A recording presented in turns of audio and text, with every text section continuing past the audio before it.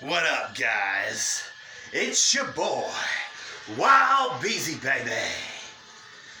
Right here, back on For Thunder or Blunder. The go-home edition of Monday Night Raw. Before WWE tables, ladders, and chairs. Tonight was an exciting night. Kinda. We had Rusev Buglia and Lana divorce. Kinda divorce. It was funny, in the crowd there was a sign that said, I'm out of here, during the opening of the broadcast when that whole situation was going down. Then we get Drew McIntyre taking on Matt Hardy. And before the contest, we had Drew McIntyre reference Matt Hardy's mistakes in his past and outside the ring. And I just thought that was very ill-timed, to be completely honest. I didn't feel like there was a need to have Drew McIntyre bring up Matt Hardy's past, especially with everything going on with Jeff right now. I just thought that was in very piss-poor taste. Blunder. We had the return to the dark side of Seth motherfucking Rollins. Oh yes, we did. He kept trying to convince everybody, even on this episode, that he had nothing to do with it. But after Kevin Owens found the van of AOP, he took the lead pipe that Rey Mysterio gave him, destroyed the van, and once he opened the back door, we seen an unidentified figure, and then AOP beat the shit out of KO. And then, like Darth Vader, Seth Rollins revealed himself as the mastermind behind it all. And then we come back from commercial break, and Seth Rollins is coming out saying, I don't know what you guys want from me. I don't know what you want me to do. You guys spoke it into reality. And now, that's why I have aligned myself with AOP. That's why I did it. I did it because you guys don't give a damn anymore about me. We used to see eye to eye all the time. Well, the cat's out of the bag now, and I couldn't be happier. It's about time we get a return to the dark side of Seth motherfucking Rollins. He's still one of the absolute best wrestlers on the planet, regardless of what any slapdick wants to say. And now he's back where he belongs, on the dark side. And then, to the other half of WWE's power couple, you know, I'm a big Seth Rollins fan, but I can't stand Becky. Makes me want to flinch. I just can't. I've absolutely soured on her.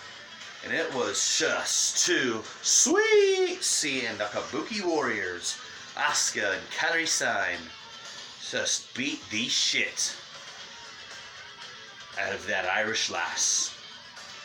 They did get themselves disqualified, but the highlight of the entire broadcast was seeing Kairi Sane go all the way up to the top rope and deliver one of the most vicious elbow drops I've ever seen.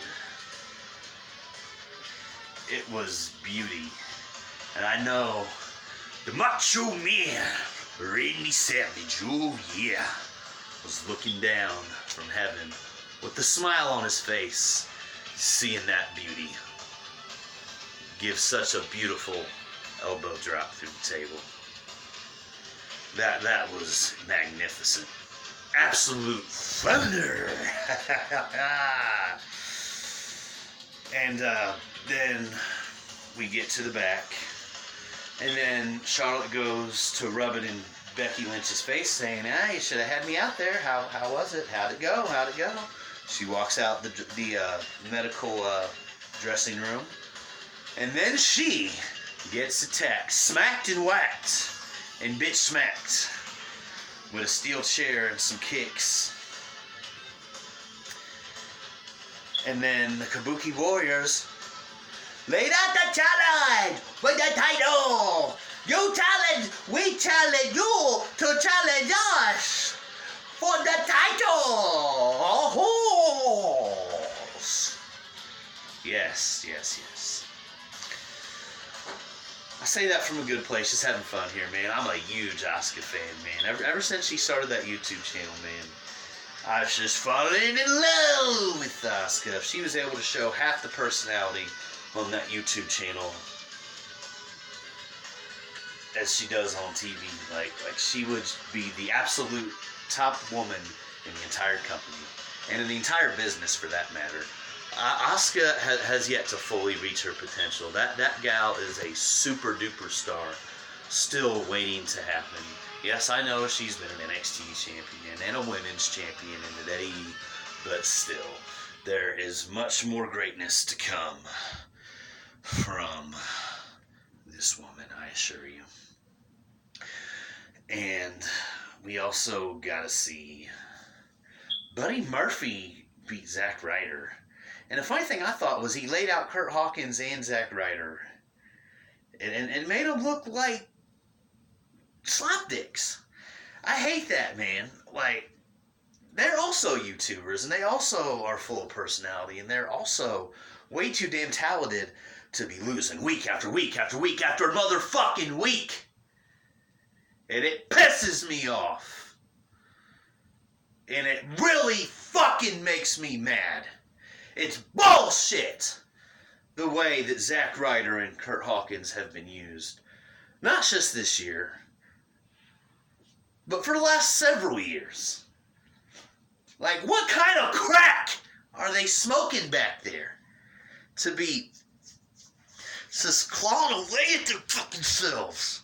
What are they trying to do? What kind of message are they trying to send?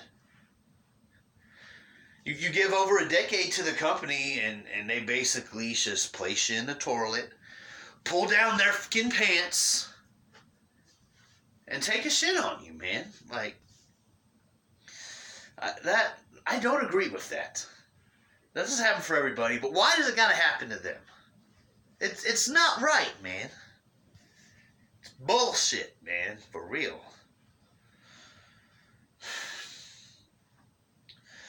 But in the main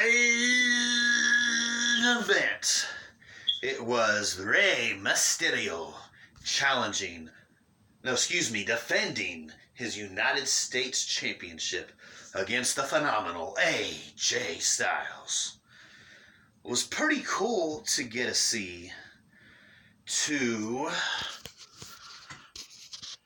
WCW alumni battle for a title that was created in the WCW that has roots going back to the NWA. That was pretty sweet. Like, in 2019, did you think you'd be able to see that? I know I didn't. I still hope we can get a few more matches out of those two. You know, for years and years, I dreamed of seeing them wrestle, and then a couple years ago, or like 5-6 years ago, something like that, they wrestled overseas against each other. And now they're finally putting this feud on television for the world to see. I love it. I love every bit of it. And it's definitely one of the bright spots in all of pro wrestling right now, this feud they got going on here. But the only thing about Rey Mysterio that I must nitpick at is this fucking mohawk thing he has going on with his mask. Like, I've been a Rey Mysterio fan since 1996, okay? Since I was in the first grade, you know, I had dozens of his action figures. Got to meet him in 2006 at the press conference for the Great American Bash. You know, my fandom of him goes 2 decades. You know what I'm saying?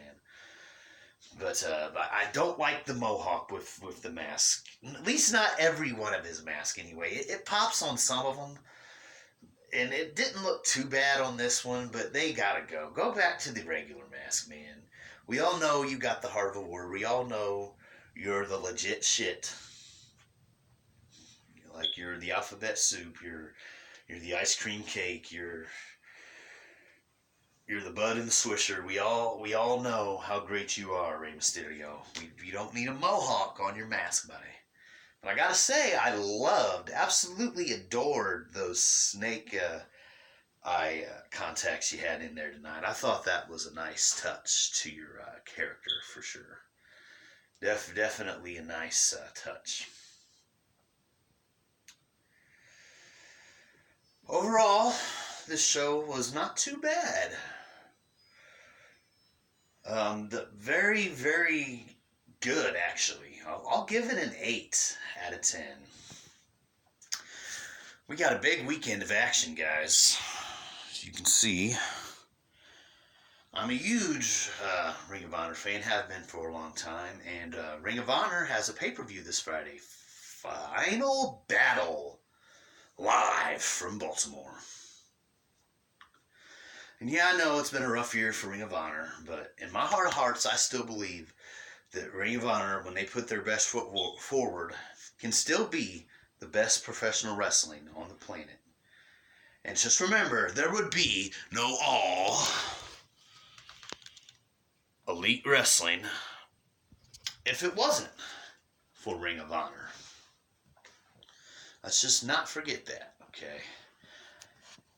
And I can't wait to see my pick, because I'm picking Matt Taven to whoop the shit out of Vinny Marseglia for cutting him up with an axe. Oh yes, he's going to beat the shit out of that little bitch for that. Also can't wait to see the Briscoes take on Jay Lethal and Jonathan Gresham. That could definitely be a show stealer, without a doubt. And in one of the best women's matches we'll see, we've probably seen all year, and are going to see all year, or they're going to see in a long time, Angelina Love against Maria Manic. That's one that I really, my loyalties are split. You know, I've been an Angelina Love fan for 10 years now. I've really enjoyed Maria Manic's appearances in Ring of Honor, but she hasn't had a match, I don't believe, yet. But her and Teddy Hart have a tremendous A1 YouTube channel that I extremely recommend you guys check out. I don't know who's going to win that one, but I just think that Maria Manic might get the victory. I think there's a strong possibility that might happen. But it's hard for me to root against Angelina Love, so I don't know. You'll see my predictions video later in the week, and I'll have a solid decision on that one. But I mean, that one could go either way, and I absolutely can't wait to see that. But I am confident that PCO will dethrone Maryse. That much I can tell you for sure. Overall, this episode of Raw was a 8 out of 10. Absolute thunder. And almost forgot, Saturday, the NWA has Into the Fire. And it's going to be James Storm against Nick Aldis for the NWA World Title. And I'm a big Nick Aldis fan, big James Storm fan. But it's been 7 years since James Storm has had a World Heavyweight Championship. Last time was all the way back in 2011 when he beat Kurt Angle, the Impact after Bound for Glory, and then Bobby Roode beat him for it just a very, very short time later. But other than that, James Storm has never had a chance to run with it, and I really want to see James Storm lead the NWA into 2020. I strongly want to see that happen, for sure. Also can't wait to see Melina on pay-per-view for the first time in a long time. Should be great. See you guys later.